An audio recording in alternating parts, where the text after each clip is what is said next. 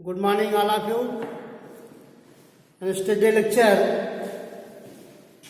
I was discussing the topic, the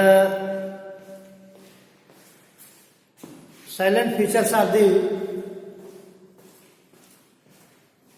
land law. हम पुराने पहले लेक्चर में हमने जो है लैंड लॉ के कुछ महत्वपूर्ण तथ्य हम बता रहे थे कि किस तरह से जो अधिनियम था वो अस्तित्व में आया, क्योंकि उत्तर प्रदेश जमींदारी विनाश एवं भूमि व्यवस्था अधिनियम का नाम है, क्योंकि उत्तर प्रदेश जमींदारी विनाश, Uttar Pradesh zamindari evolution, zamindari evolution and land reform act, land reform act 1950। क्योंकि Uttar Pradesh zamindari evolution and land reform act, क्योंकि अधिनियम इसलिए बनाया गया कि लंबे समय की दास्ता से भारत को आज़ादी मिली थी। अंग्रेजों की व्यवस्था यहाँ पर थी, अंग्रेजी शासन था। अंग्रेजी शासन के अंतर्गत कृषकों एवं सरकार के मध्य में सीधा संपर्क स्थापित नहीं था। उसके अंतर्गत एक मध्यवर्ती वर्ग मीडिएटर काम करता था, जिसका नाम जमींदार था।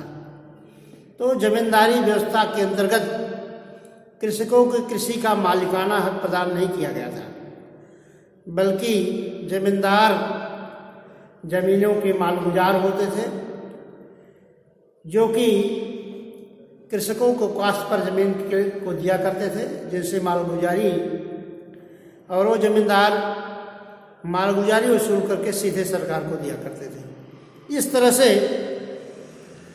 इस व्यवस्था में तमाम कठिनाइयाँ थीं, इसलिए उन कठिनाइयों को दूर करके एक समुचित नियम स्थापित करने का प्रयास किया गया। तो सर्वप्रथम पहला काम था कि मध्यवर्तियों की समाप्ति, जमींदारी प्रथा को समाप्त किया गया। अधिनियम ने यह उपबंधित किया कि जमींदारी प्रथा को समाप्त किया जाता है। तो जमींदारी प्रथा को जब समापन किया गया तो सरकार और कृषकों के मध्य सीधा संबंध स्थापित हुआ।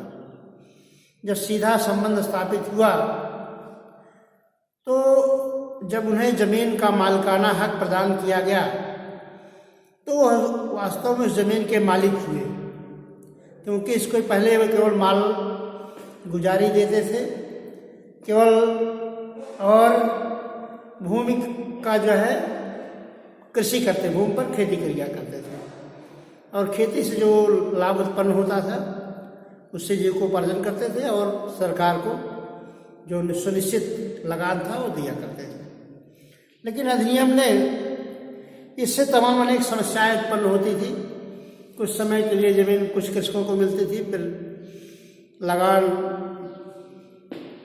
के लिए दूसरे को दिया जाता था। इससे तमाम विसंगतियां उत्पन्न थी, जिसमें कृषक को जो पता होता था कि जमीन आज हमारे पास है, कल नहीं रहेगी, तो अच्छे मन से खेती नहीं करता था, जिससे अच्छे तरीके से उपज पैदा नहीं हो पाती थी। भूमि की उर्वरा शक्ति जो रहती थी, उर्वरा शक्ति भी कम होती थी, क्योंकि किसान जब अच्छी तरीके से खेती नहीं करता था तो भूमि का उपज सुचारू रूप से मिल नहीं पाता था। इसलिए मध्यवर्ती प्रथा को समाप्त किया गया। जमींदारी एवोल्यूशन, जमींदारी को एबॉलिश किया गया, मध्यवर्ती जमींदारी प्रथा की समाप्ति की गई, जिससे कि भूमि व्यवस्था को सुचारू रूप से लागू किया जा सके। तो पहला था कि एवोल्यूशन ऑफ जमींदारी सिस्टम, जमींदारी प्रथा की समाप्ति। दूसरा था, इसमें एक महत्वपूर्ण टॉपिक है, क्योंकि अधिनियम के पहले बड़ी भ्रामक जोतदारी व्यवस्था, 14 तरह के जोतदार थे। इसमें सरल जोतदारी व्यवस्था को अपनाया गया। जो भ्रामक एवं क्लिष्ट टेनेंसी थी, टेनेंसी को समाप्त किया गया। जो भ्रामक क्लिष्ट जोतदारी व्यवस्था थी, क्योंकि अधिनियम के अंतर्गत दिया गया 14 kinds of land holders।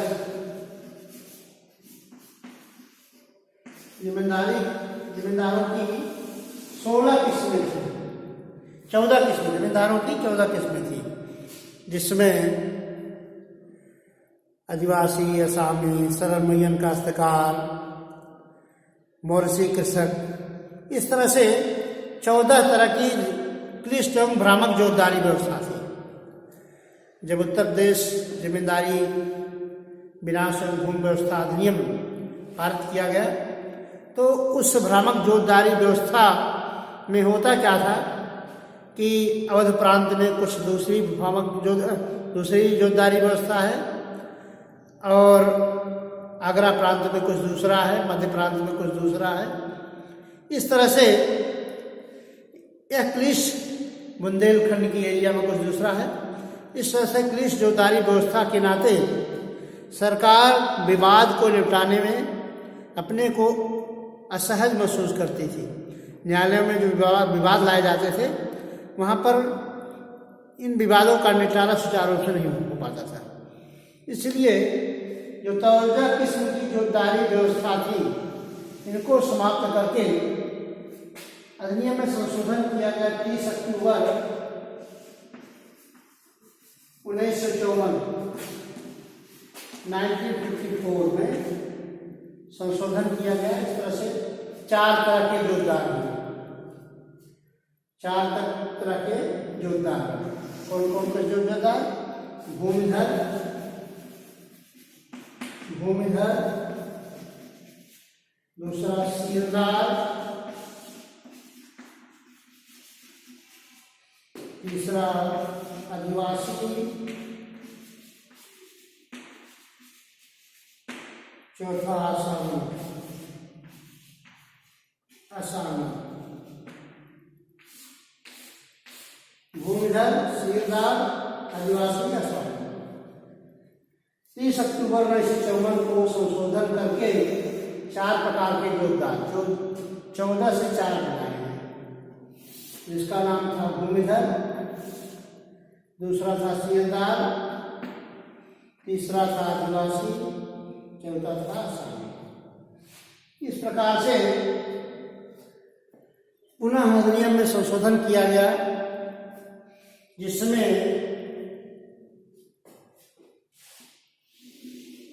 आदिवासी को सीलदार बनाया गया।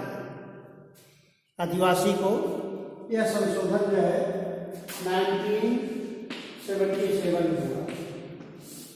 1977 में उत्तर प्रदेश जमींदारी विनाश भूमि व्यवस्था अधिनियम के अंदर पुनः संशोधन किया गया 1977 में। इसमें जो 4 प्रकार की जोतदारी व्यवस्था थी, जोतदारों की जो 4 किस्में की थी, इसमें आदिवासी को सीलदार बना दिया गया। इस तरह से 3 प्रकार के जोतदार हैं, भूमिधर,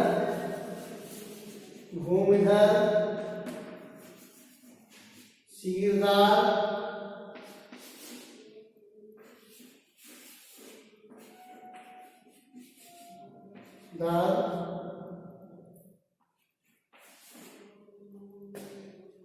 एवं आसामी। भूमिधर, सीलदार और आसामी। इस प्रकार से 3 तरह की जोतदारी व्यवस्था, भूमिधर, सीलदार और आसामी। तो 3 प्रकार के जोतदारी व्यवस्था के अंतर्गत जो है इस तरह से भ्रामक जमींदारी व्यवस्था को सरल बनाने का की कोशिश की गई। तो भूमिधर के अंतर्गत दो प्रकार के भूमिधर होते थे। भूमिधर के अंतर्गत दो प्रकार के भूमिधर थे। भूमिधर के अंतर्गत दो प्रकार के भूमिधर। पहला भूमिधर था bhumidhar transferable rights, bhumidhar with transferable rights, bhumidhar transferable rights. दूसरा भूमिधर था bhumidhar with non transferable rights, भूमिधर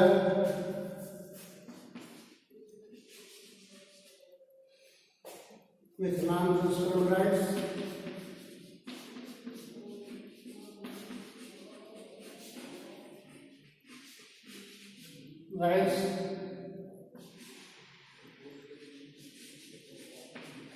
और तीसरा वाला था असामी।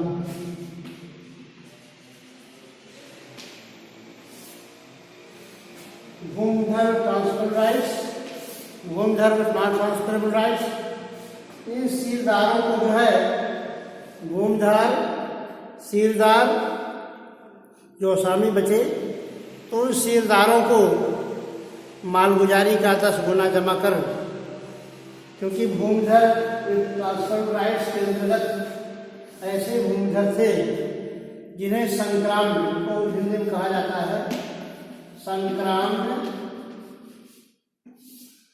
अधिकार वाले भूमिधर, संक्रांत अधिकार वाले भूमिधर।